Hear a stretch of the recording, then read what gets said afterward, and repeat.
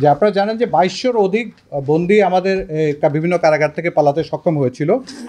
এই মুহূর্তে পুনরায় গ্রেপ্তার হয়েছেন ১৫০০-র মতো, অ্যারাউন্ড ৭০০+ বন্দী যারা এখনও পলাতক রয়েছে। জি, আপনার পরবর্তী প্রশ্নটা কী ছিল?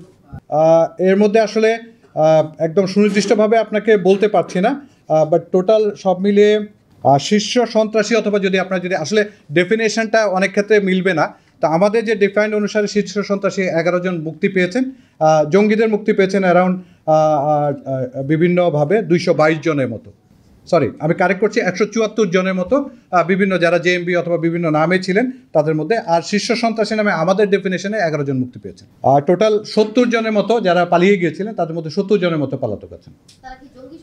না, সবাই জঙ্গি না, এর মধ্যে বিভিন্ন আলোচিত আছেন, বিভিন্ন মামলায় ফাঁসির দণ্ডপ্রাপ্ত আছেন, সব মিলিয়ে। জি, আপনাদের পরিষ্কার করে আমরা কাউকে জঙ্গি বলছি না, তারা জঙ্গি হিসাবে আমাদের কাছে গ্রেপ্তার হয়ে এসেছিলেন, তাদেরকে আদালত জামিন দিয়েছে, আমরা মুক্তি দিয়েছি।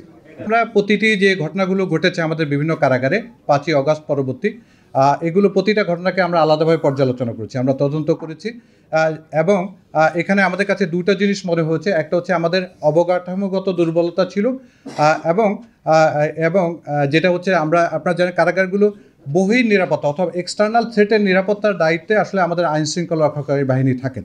তো এই ক্ষেত্রে ওই সময় আমাদের আইনশৃঙ্খলা রক্ষাকারী বাহিনীর অনুপস্থিতিজনিত কারণে ঘটনাগুলো আমরা থামাতে পারিনি। এছাড়া আরেকটা বিষয় উঠে আসছে, যেটা হচ্ছে আমাদের কিছু প্রাতিষ্ঠানিক দুর্বলতা অথবা আমাদের রক্ষী এবং ব্যবস্থাপনার কিছু দুর্বলতা আমরা চিহ্নিত করেছি। এই সবগুলো বিষয়ে যেগুলো আমাদের আওতাধীন, ওগুলো প্রতিরোধ করার জন্য আমরা কিছু পদক্ষেপ নিয়েছি। আর অবকাঠামো গত দুর্বলতা যেগুলো পেয়েছি আমরা, এগুলোকে সরকারের কাছে আমরা সুনির্দিষ্ট প্রস্তাবনা তৈরি করে আমরা পাঠাবো, যাতে এগুলো দুর্বলতাগুলো কাটিয়ে উঠা যায়। ধন্যবাদ।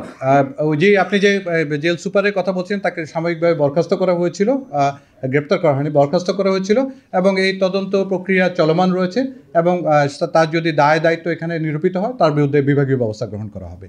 আর আপনি যেটা বলেছিলেন, আমি এর আগে তথ্য দিয়েছিলাম, প্রায় ২০১ জন আমাদের কারা বিভাগের কর্মকর্তা কর্মচারীরা আহত হয়েছিলেন, অনেকে হাসপাতালে চিকিৎসা গ্রহণ করেছেন, এবং আপনারা হয়তো জানেন যে অনেকের কিন্তু যে এই ঘটনাগুলোতে আমাদের কারারক্ষী কর্মকর্তা কর্মচারীদের অনেক বাসভবন এবং ব্যক্তিগতভাবে তারা ক্ষতিগ্রস্ত হয়েছেন।